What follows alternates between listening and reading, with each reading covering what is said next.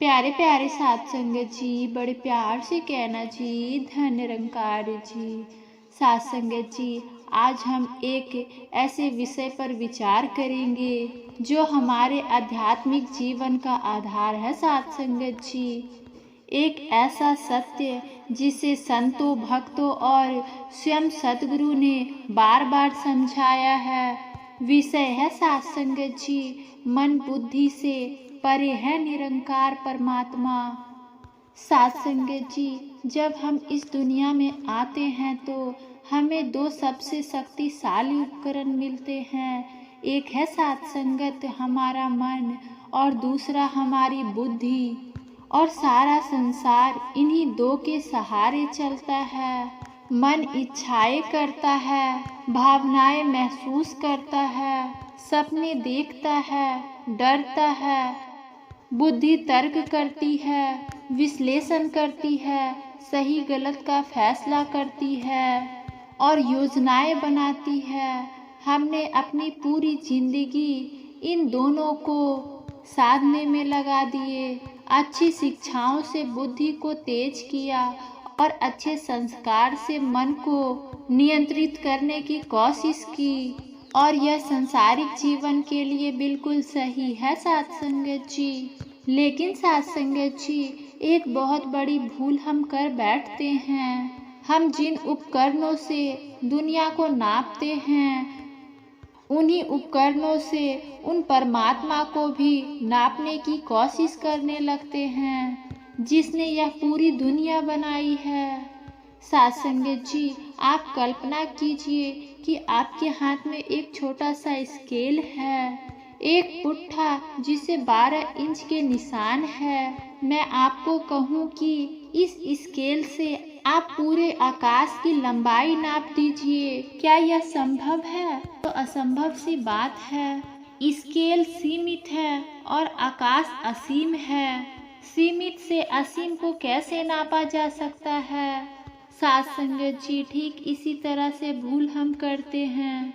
हमारा मन और हमारी बुद्धि उसी 12 इंच के स्केल की तरह है साध संगत जी। इनकी एक सीमा है। साध संगत जी, चलिए पहले मन की बात करते हैं।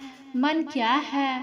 विचारों का एक प्रवाह, यादों का एक संग्रह।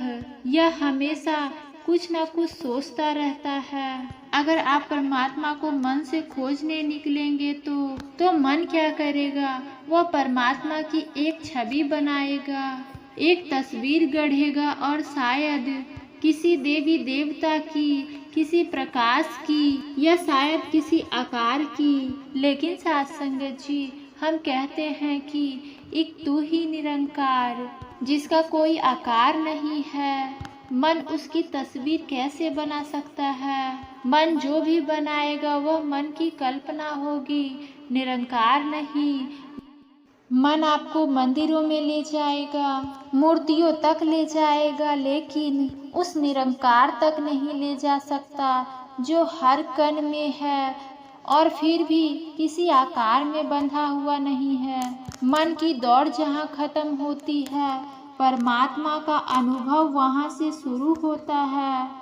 साध संगत जी, अब आते हैं बुद्धि पर। साध संगत, बुद्धि तर्क की भाषा समझती है, लॉजिक की। वह हर चीज के लिए क्यों और कैसे पूछती है कि परमात्मा कैसे हो सकता है, किसने बनाया है, क्या बनाया, और अगर वो है तो दिखता क्यों नहीं। साध संगत जी, बुद्धि एक बहुत ही तेज कंप्यूटर की तरह है। आप उसे चीनी के बारे में सारी जानकारी दे सकते हैं, उसका केमिकल फॉर्मूला, उसका इतिहास, वह कहाँ उगती है, कैसे बनती है, सब कुछ। साध संगत जी, कंप्यूटर उस सारी जानकारी को प्रोसेस कर लेगा, लेकिन क्या वह कंप्यूटर कभी चीनी की मिठास का अनुभव कर सकता है? नहीं कर सकता।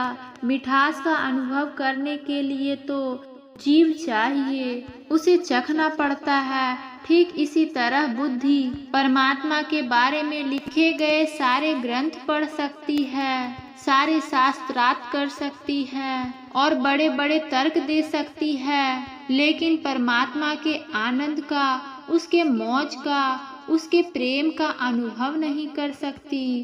क्योंकि साथ संगत जी, अनुभव तर्क से परे हैं। प्रेम तर्क से नहीं होता, प्रेम तो बस हो जाता है। साथ संगत जी, परमात्मा का अनुभव भी एक ऐसा ही घटित होना है जो बुद्धि के परे हैं। तो साथ संगत जी, आज हमने यह समझा कि हमारे दो सबसे शक्तिशाली उपकरण मन और बुद्धि, जब परमात्मा को जानने की बात आती है तो सीमित बढ़ जाती है।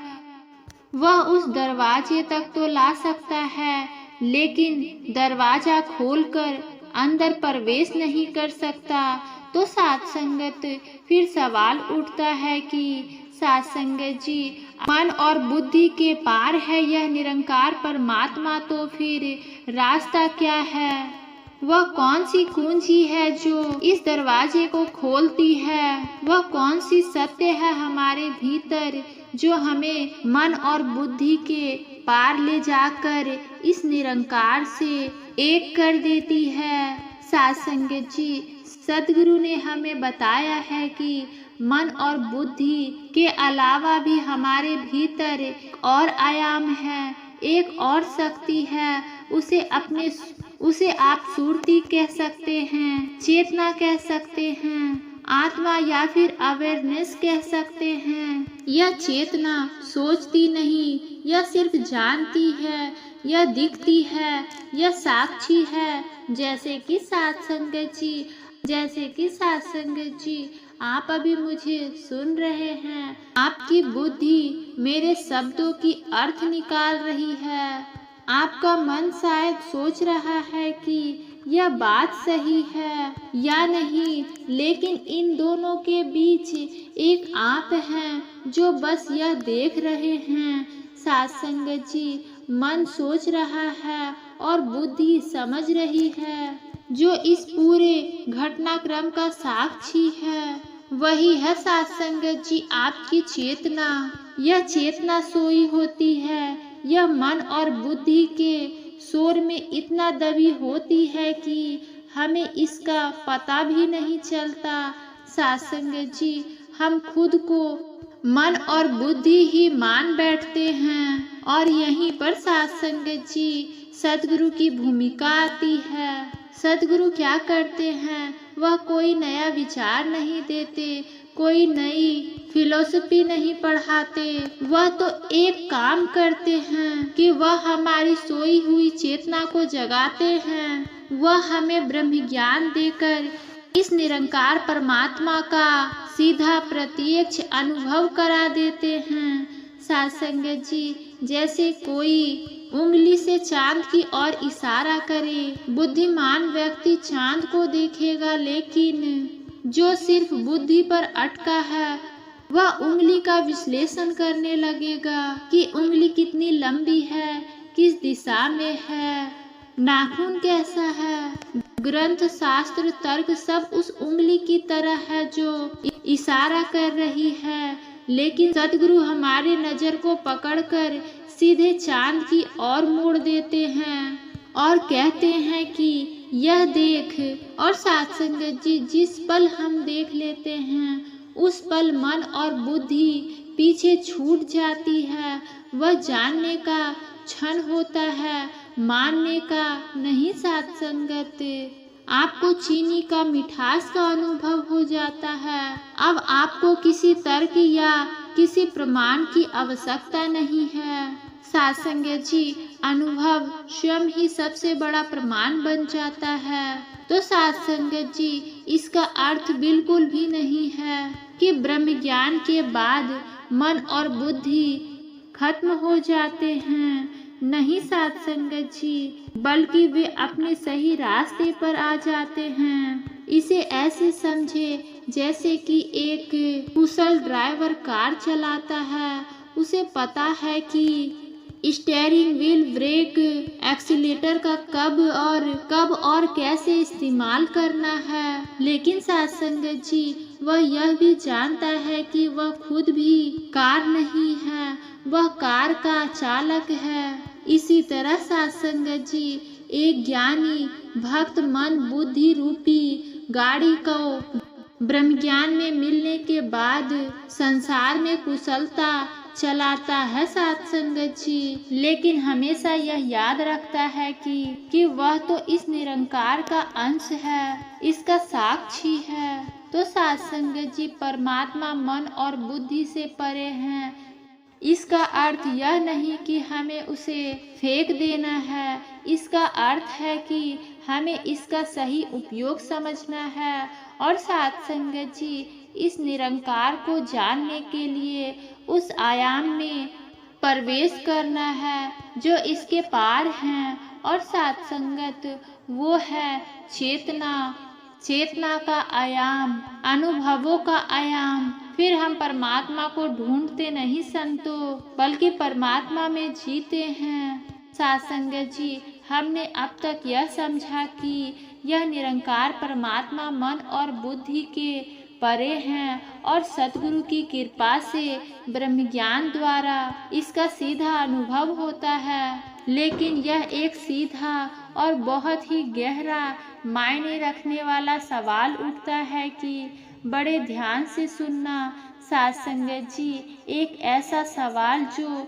शायद आप में से कोई लोग के मन में आया होगा कि ज्ञान तो मिल गया, सतगुरु ने उंगली पकड़कर दिखा तो दिया, पर फिर भी यह मन क्यों भटकता है, यह बुद्धि बार बार तर्क क्यों करती है कि क्या यही है, ये वो सत्य है जिसके बारे में ग्रंथों में इतना कुछ लिखा है। साथ संगत जी, ऐसा क्यों होता है? क्योंकि हमारे मन को चमत्कार देखने की आदत है।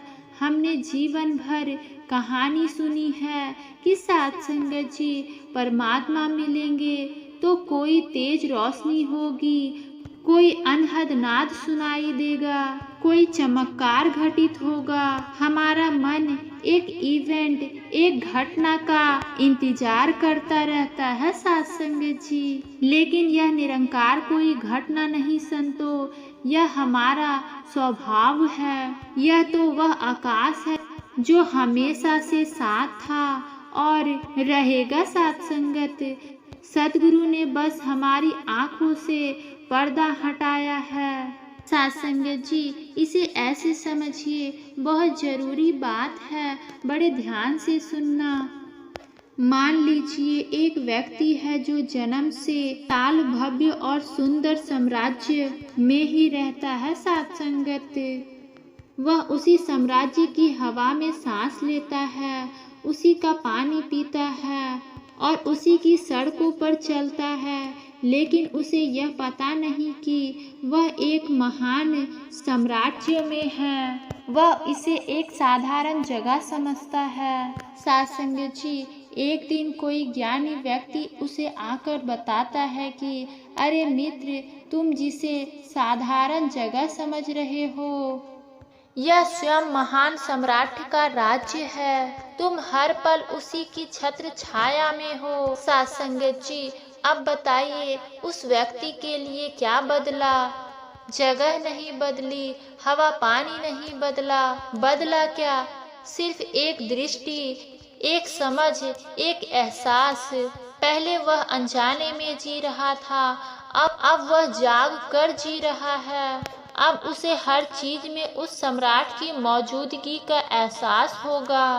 तो साथ संगत जी, ब्रह्म ज्ञान भी यही करता है, हमें किसी नई दुनिया में नहीं ले जाता। यह साथ संगत इसी दुनिया में, इसी शरीर में रहते हुए इस निरंकार की मौजूदगी का एहसास करा देता है।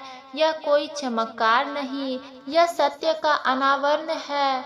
इसलिए तो संत कबीर ने कितनी सरलता से यही बात समझाई है कि कस्तूरी कुंडल बसे, मृग ढूंढे वन माही। ऐसे घट घट राम है, दुनिया देखे